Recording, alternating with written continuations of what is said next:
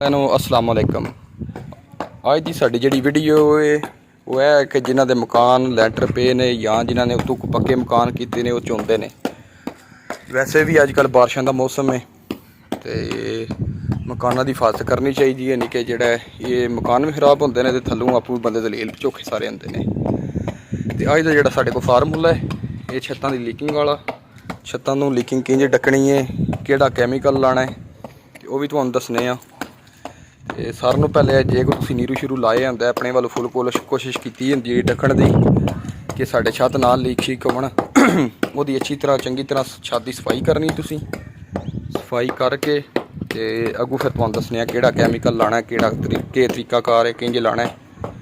ਇਹ ਵੇਖ ਰਹੇ ਹੋ ਤੁਸੀਂ ਜਿਹੜੀਆਂ ਲੈਣਾ नज़र आ रही ਵਿੱਚ ਤਰੇੜਾਂ ਇਹ ਤੁਸੀਂ बिल्कुल साफ करनियां ने ਇਹ नज़र आ रही ਨੇ ਤੁਹਾਨੂੰ ਤੇ ਇਹਦੇ ਵਿੱਚ ਫਿਰ ਕੈਮੀਕਲ ਭਰਨਾ ਹੈ ਤੇ ਉਹ ਵੀ ਤੁਹਾਨੂੰ ਦੱਸਣੇ ਆ।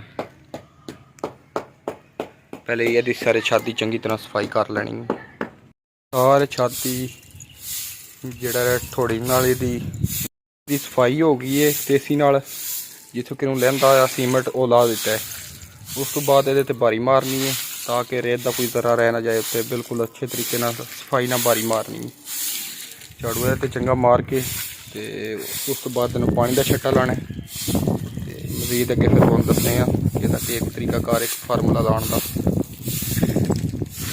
देख रहे हो कितनी असी अच्छे तरीके सफाई की सारे छत की।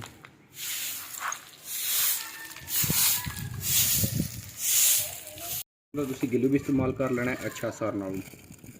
यह कैमिकल हुण बनाउण लगे हाँ, यह तुहानूं दिखा रहे हैं कि किहड़ी चीज़ तुसीं विच पानी है मिक्स करके तुसीं बनाओ दे ये तुहाडा फार्मूला बहुत ही कमाल दा है। तुहाडे छत जिहड़े लीकिंग का मसला है वो खत्म हो जाएगा। तुसीं यह वालकोट का पैकेट लै लेना है, ये तकरीबन 14 लीटर ही तुसीं बना लेना है। यह देख रहे हो वालकोट का तुसीं पैकेट जिहड़ा है 14 लीटर पानी में तुसीं यह बनाना है। वालकोट भी इस मिक्स कर लिया। उस तो बाद असी ये K10 इस्तेमाल करांदे वो भी तुहानूं दसने आ। तो बहुत ही जिहड़ा काबल फार्मूला है। तकरीबन बारिशों के दिनों में असी काफ़ी ज़्यादा जोड़े ये काम किया वाला जिन्हों के भी मसला मसाइल सी। उस तो बाद K10 लै लेना तुसीं यदी बोतल, यह भी तुसीं तकरीबन 14 तो 15 यानी कि 14 लीटर में ही तुसीं ये बोतल लीटर की पा छड़नी है।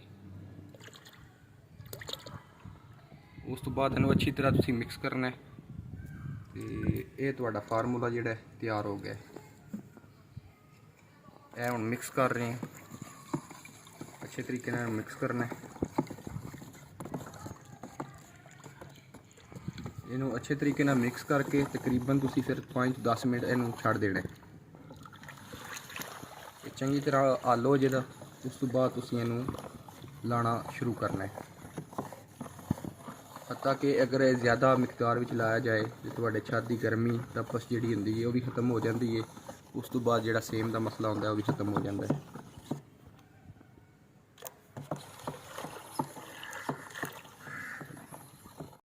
इस तरह तुसीं कैमिकल विच पहले ज़्यादा गाढ़ा बना के संगना ते त्रेड़ां दे विच जिहड़ा है तुसीं इस्तेमाल करना है।